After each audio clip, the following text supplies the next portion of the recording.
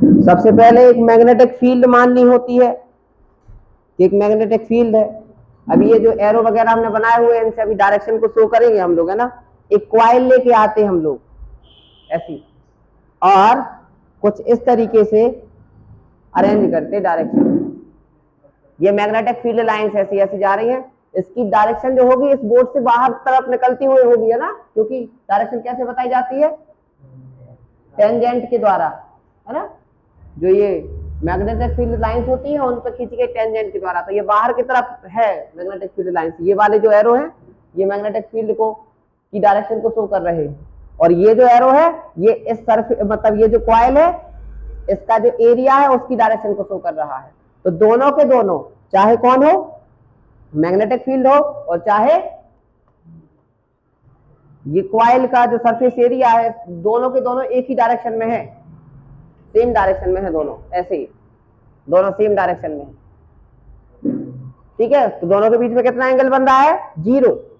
कितना, 0। अब आपको क्या करना है कि ये मैग्नेटिक फील्ड जो है वो कांस्टेंट है, और अब की ये कॉइल भी अभी हम इसका कोई भी छेड़खानी नहीं कर रहे हैं, तो अभी कुछ ना होगा इसमें अभी कोई भी मैग्नेटिक फ्लक्स लिंक नहीं होगा। ये मेटालिक वायर की बनी हुई है, ये मान के चलिए। ये जो येलो कलर का हमने बनाया हुआ है इसको अभी हम चेंज करेंगे कुछ भी, तो अभी इसमें कोई भी चेंज नहीं आ रहे होंगे, कोई भी ईएमएफ जनरेट नहीं हो रहा होगा, कोई भी अभी नियम धर्म नहीं लग रहे, क्योंकि यहाँ जो मैग्नेटिक फील्ड है वो कांस्टेंट है, और आपने इस एरिया को भी कांस्टेंट करके रखा हुआ है। अब कौन कहता है, फैराडे कहते हैं, मैक्सवेल कहते हैं, बहुत सारे लोगों का मानना है कि अगर आपने इस मैग्नेटिक फील्ड को कम ज्यादा कर दीजिए तो इसमें से करंट फ्लो होना चालू हो जाएगी। करंट की डायरेक्शन क्या होगी वो लेंज लॉ से पता लगा लेंगे, वो बात की बात है। मतलब अगर इस मैग्नेटिक फील्ड को कम करें ज्यादा करें, कम करें ज्यादा करें, तो भी मतलब मैग्नेटिक फील्ड को वेरी कराएं तो भी इसमें से करंट फ्लो होगा, ईएमएफ जनरेट हो जाएगा। तो ईएमएफ जनरेट हो जाने का मतलब होता है पोटेंशियल डिफरेंस जनरेट हो जाना, और जहां पोटेंशियल डिफरेंस जनरेट होगा तो करंट फ्लो होगी। ये कौन कहता है, ओम्स कहते हैं। ठीक है, तो अभी कुछ ना होगा, लेकिन तो आपके पास पहला तरीका ये है इस कॉइल से फ्लक्स लिंक कराने का कि आप इस मैग्नेटिक फील्ड को कम ज्यादा कीजिए। दूसरा तरीका ये है, अगर मैग्नेटिक फील्ड आपकी कांस्टेंट है तो आप इस कॉइल को ऐसे पकड़ के ऐसे सिकोड़ दीजिए, फिर फैला दीजिए, सिकोड़ दीजिए, फिर फैला दीजिए। एक तरीका ये हो गया, इससे इसका एरिया चेंज होगा। ठीक है, जिसकी वजह से भी इससे फ्लक्स लिंक होगा। फ्लक्स को चेंज करने का तरीका उसके फॉर्मूले से समझ में आ जाता है। फ्लक्स का फॉर्मूला क्या होता है, phi is equal to BA cos थीटा। तो आपके पास जो तरीका है वो फॉर्मूला बता रहा है। B मतलब मैग्नेटिक फील्ड को चेंज कर दीजिए तो भी चेंज हो जाएगा, एरिया को चेंज कर दीजिए तो भी आपको इसमें से फ्लक्स लिंक हो जाएगा, और थीटा को चेंज कर दीजिए। थीटा को चेंज करने का मतलब ये जो नीली वाले एरो दिख रहा है और ये वाला, अभी दोनों के बीच में डायरेक्शन सेम है। आप इसको आप किसी को भी या तो इसकी डायरेक्शन बार बार चेंज कीजिए मैग्नेटिक फील्ड की, या फिर आप इस कॉइल की डायरेक्शन को बार बार चेंज कीजिए। तो आपके पास कितने तरीके हैं, 1, 2 और 3।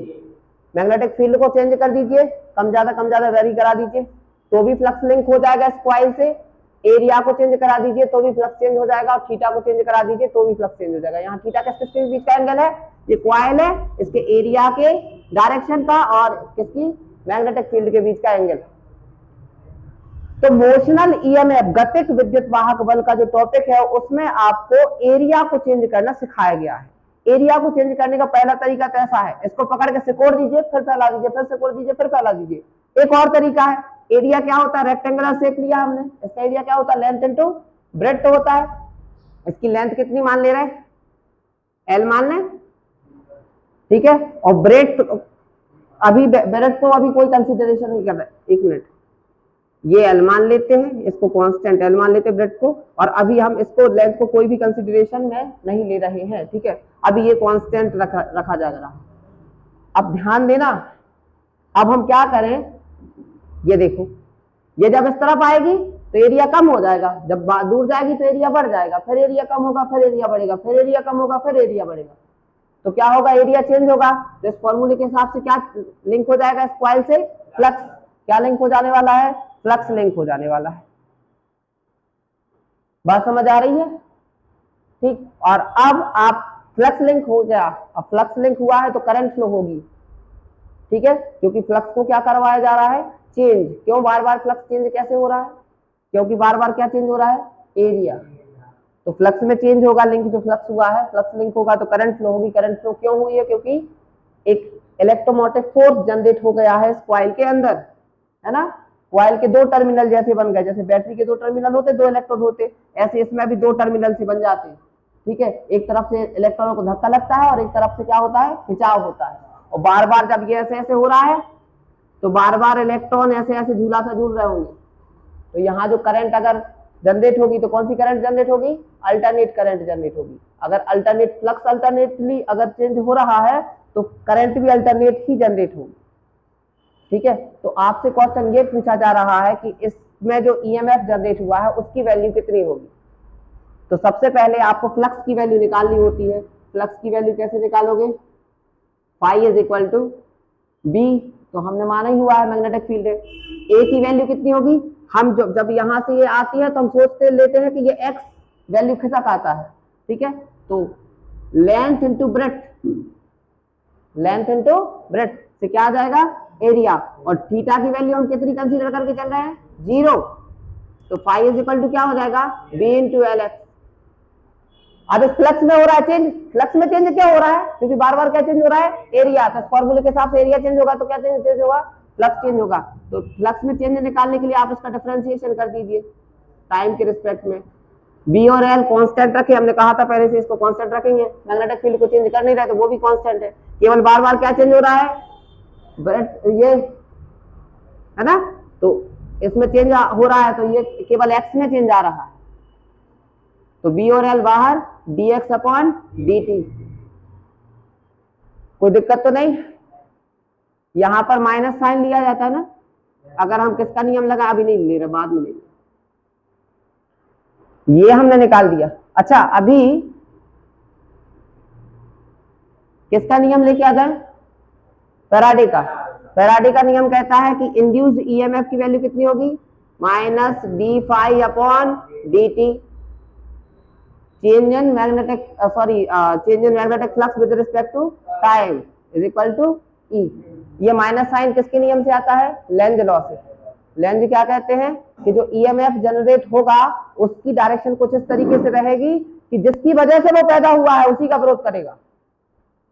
मतलब जब इस मैग्नेटिक फील्ड की वजह से इसमें फ्लक्स लिंक होगा तो इसमें करंट फ्लो होने लगेगी। करंट फ्लो होगी तो फिर से मैग्नेटिक फ्लक्स पैदा होता है इस वायर में। वो मैग्नेटिक फील्ड इस बाहर वाली मैग्नेटिक फील्ड का विरोध करना चालू कर देती है और तब तक विरोध करती रहती है जब तक कि नेट फोर्स क्या ना हो जाए? 0 ना हो जाए। बात समझना, ये जो मैग्नेटिक फील्ड पैदा हुई है इस मैग्नेटिक फील्ड से इसमें फ्लक्स, ये फ्लक्स लिंक होगा इसमें, इस वायर में, और फ्लक्स लिंक होगा तो करंट फ्लो होगी। करंट फ्लो होगी तो बहती हुई करंट मैग्नेटिक फील्ड पैदा करती है। तो आपको पता होना चाहिए कि इसमें भी मैग्नेटिक फील्ड पैदा होगी इसमें, और इसकी मैग्नेटिक फील्ड की लड़ाई किससे होती है? बाहर वाली मैग्नेटिक फील्ड से। ये बात आपको पता होनी जरूरी है। कभी मैग्नेटिक फील्ड और करंट की लड़ाई नहीं होती। पहले मैग्नेटिक फील्ड ने कॉइल में फ्लक्स लिंक किया। फ्लक्स लिंक करने का मतलब फोर्स लगाना एक तरीके से मैग्नेटिक फील्ड लाइंस के द्वारा। तो इलेक्ट्रॉनों ने झूला झूला चालू किया। अब झूला सा झूले, ऑसिलेशन हुआ उनका, फिर क्या होगा? वो करंट फ्लो होने लगी। करंट फ्लो हुई तो वो खुद से फिर मैग्नेटिक फील्ड पैदा करेंगे और वो मैग्नेटिक फील्ड बाहर वाली मैग्नेटिक फील्ड से लड़ाई करेगी, अपोज करेगी। उसी अपोजिशन के लिए माइनस साइन लगा हुआ है। इसमें एक करंट ऐसी फ्लो होने वाली है जिसकी वजह से एक ऐसा मैग्नेटिक फील्ड पैदा होगा जो बाहर वाली मैग्नेटिक फील्ड का अपोज करेगा। ठीक है, अब ये हो गया ई। अब D phi upon D T की वैल्यू अपन ऊपर निकाल चुके हैं तो कितनी हो जाएगी? Minus B L D X upon D T. अच्छा जरा ध्यान दो, ये एक्स क्या डिस्टेंस है और टाइम के रिस्पेक्ट में डिस्टेंस को क्या बोलते हैं? वेलोसिटी बोलते हैं। अब जब ये इस तरफ आ रहा है तो नेगेटिव साइड आ रहा है तो वेलोसिटी को क्या ले लेंगे? माइनस में। ठीक है, तो E is equal to minus minus क्या हो जाएगा? प्लस। तो E इज इक्वल टू क्या हो जाएगा? B into L into V। ये हो गया मोशनल ईएमएफ, गतिक विद्युत वाहक बल। कोई दिक्कत तो नहीं?